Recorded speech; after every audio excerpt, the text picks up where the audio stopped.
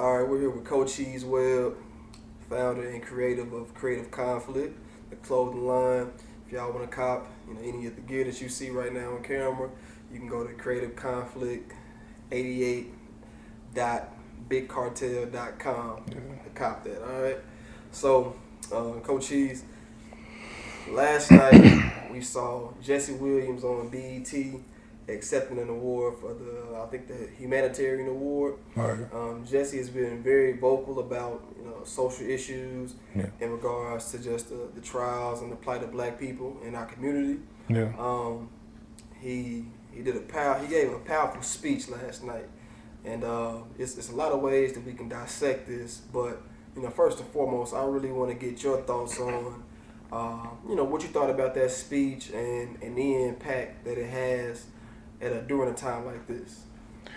Man, to really tell the truth of that, it was powerful and it was necessary, especially at a time like this and what is going on with us. And when I say us and I'm saying as Black people, it was very moving. You can definitely feel like all attention was on him, and he got a lot of people's attention that's of a generation where they feel like, it's not really a racism no more.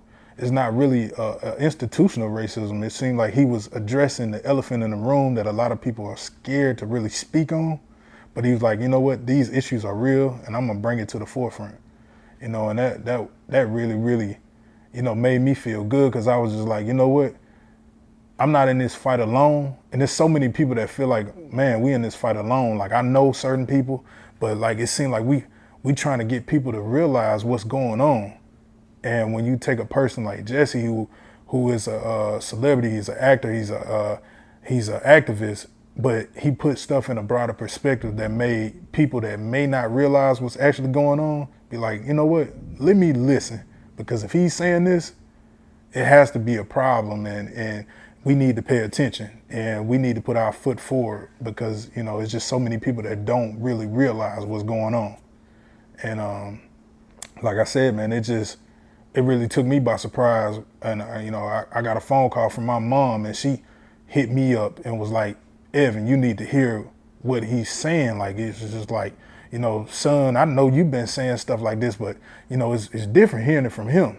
And so I was like, dang, if he got my mom attention, who I've been trying to quote unquote wake up, when I don't even like using that term, but I just be wanting to make her aware of certain issues. Like, Mom, this is not okay. But I think she's playing that mom role where she's just like, baby, you can't change that. You know what I'm saying? But when she's seen that and on that broader scale, she was just like, what? Like, man, he really opened my eyes up to a lot of stuff that my son has been saying, and so many people like my son, and just was like, these issues are real. So. And that really seems like, that message, it resonated with, like you say, with your moms and with so many other people. Right. That even, for some folks, they may have spoken and they may have been, just been speaking on deaf ears. Yeah. And now at a time like this, we got somebody that's actually vocal and recognizable in media. Right. Right. To allow us to hear this type of message. Now, some people would say Jesse isn't he isn't a real Black man. Yeah. He's married to a Black woman. Right. But if I'm correct, I think his mother is white. Yeah. And he could arguably pass for a white male. Of course. So that leads us into colorism. Yeah.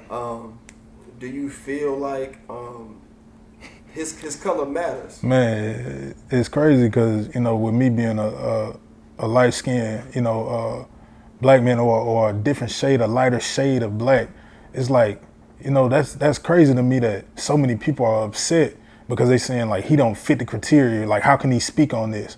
Like, when I've had Black men tell me that I wasn't Black enough, and I'm just like, bro, we all in the same fight, because at the end of the day, like Tupac said, they all look at us as this. And you mean to tell me they not finna say, oh, well, his shade is a little bit lighter, so I'm not gonna do this to him, and I'm not gonna treat him this way?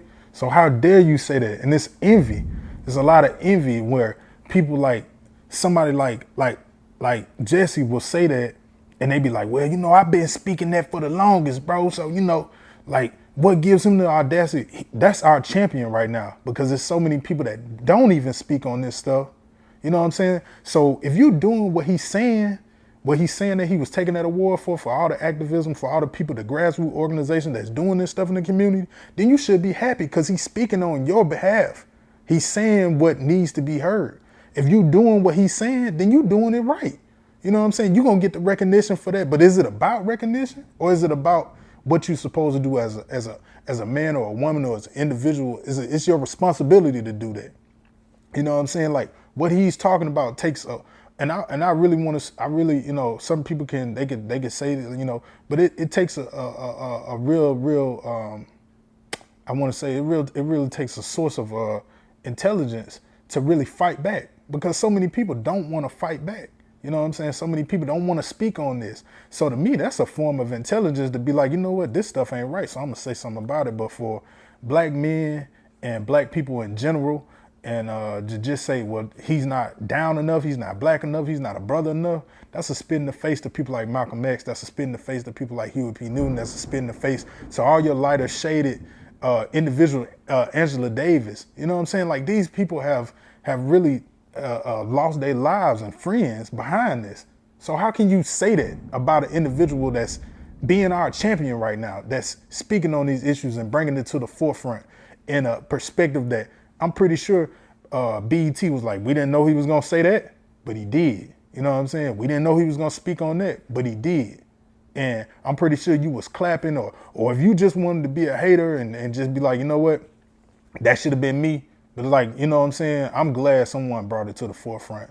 And I wouldn't have cared if he was the shade of whatever blackness, because we all black. You know what I'm saying? We all brothers and we all sisters in this fight. You know what I'm saying? That colorism, it just got to go.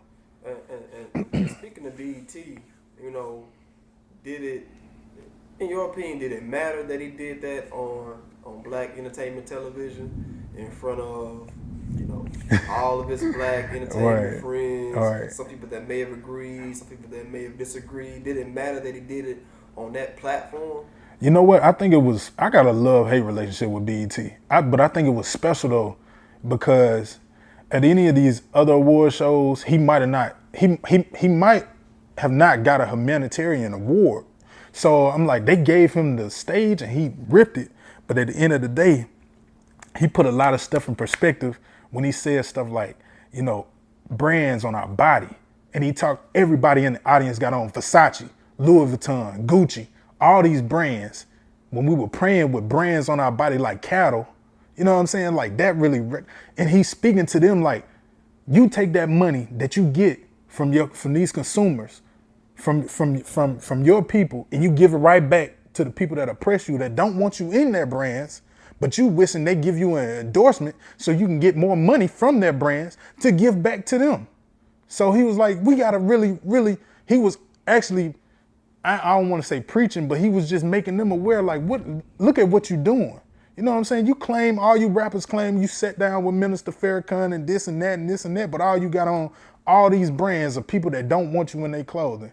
You know what I'm saying? That's one of the reasons why I wanted to make my own brand. Like, I'm going to do my own thing. Like, I'm not going to give them my money. You know what I'm saying? And it just was like, you know what I'm saying? Like, I got to say this to y'all. You know what I'm saying? And really what was funny, I said I wasn't even watching the award show. I was watching it on Twitter. I had tweeted out. I was like, I'm watching the BET Awards from Twitter, and it's even better than watching it on TV. Right. Because, you know, you got the memes and everybody just cracking up. But they was like, man, the BET Awards on Nickelodeon, on such and such, on this channel, on that channel. So even if your quote unquote families that don't watch BET wasn't watching BET, the channel BET, they still watching the award show somewhere. So, you know, people got a glimpse of that, you know what I'm saying? And he definitely stole the show. So I'm glad he did it on that service, because I'm pretty sure, like I said, with BET being owned, not by us, they probably were surprised by some of the stuff that he said. Absolutely. And you mentioned the part of the speech where he talked about, you know, brands in our body.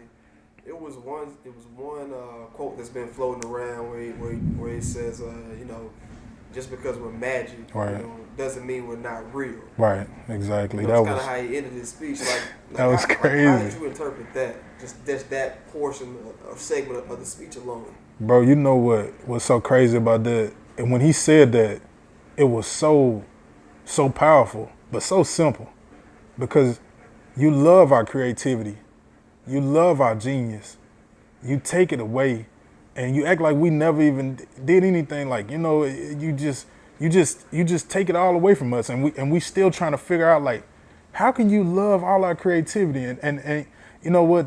A lot of people ask me, they be like, bro, why you name your brand Creative Conflict? And I was like, bro, it's a conflict mentally that people love my creativity, they love our stuff, but when it comes time for them to love my life or love me as a person or love me, it's a conflict then. Oh, I ain't got nothing to do with you. Like, hey, you know what I'm saying? But you love our music, but when it's everybody want to be black till it's time to really be black. And that's what it's so, you know what I'm saying? Like, y'all love us, but don't forget that we people, even though we magic, you know what I'm saying? Because we know what we do is magic. You find joy in my pain because you know how much pain I go through. I'm gonna end up making something. I'm gonna end up making the dopest song. I'm gonna end up making the dopest movie. I'm gonna end up making the dopest whatever, clothing, dance, all of that. Cause we do this stuff out of pain. I mean, when I used to draw as a kid, bro, when I was going through stuff, I made the dopest pictures, the most pain I was going through. And that's what that's why you see art. That's why you see the creativity. That's why you see the dance, because we definitely going through it.